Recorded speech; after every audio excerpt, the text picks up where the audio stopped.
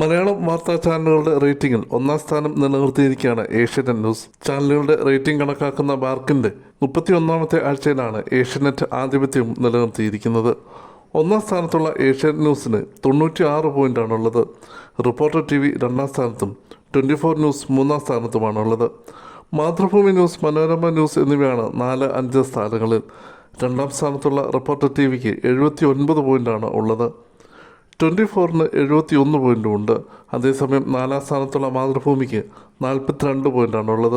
മനോരമയ്ക്ക് 37 പോയിൻ്റാണുള്ളത്.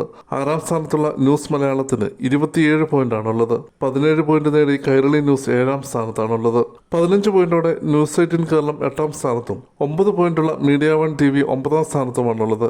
കഴിഞ്ഞ ആഴ്ചത്തെ പോയിന്റിൽ നിന്ന് 1 പോയിന്റ് മാത്രമാണ് ഇത്തവണ ഏഷ്യാനെറ്റിന് വർദ്ധിപ്പിക്കാനായത്. എന്നാൽ കഴിഞ്ഞ ആഴ്ച 2ാം സ്ഥാനത്ത് 88 പോയിന്റ് ഉണ്ടായിരുന്ന റിപ്പോർട്ടർ TVക്ക് 9 പോയിന്റിൻ്റെ കുറവുണ്ടായിട്ടുണ്ട്. 24 ന്യൂസിനും പോയിന്റ് കുറഞ്ഞു. മാതൃഭൂമി ന്യൂസ് നേരിയ തോതിൽ പോയിന്റ് വർദ്ധിപ്പിച്ചപ്പോൾ മനോരമ ന്യൂസിൻ്റെ പോയിന്റ് ഇടിഞ്ഞു.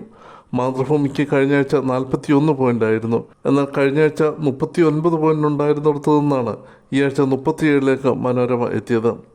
മലയാളം ടെലിവിഷൻ ന്യൂസ് ചാനലുകളിൽ ഒന്നാം സ്ഥാനത്ത് നിൽക്കുന്ന ഏഷ്യാനെറ്റ് ന്യൂസ് മാർക്ക് റേറ്റിംഗിൽ 3ാം സ്ഥാനത്തേക്ക് പോകുന്ന സാഹചര്യം വരെ ഉണ്ടായിരുന്നു.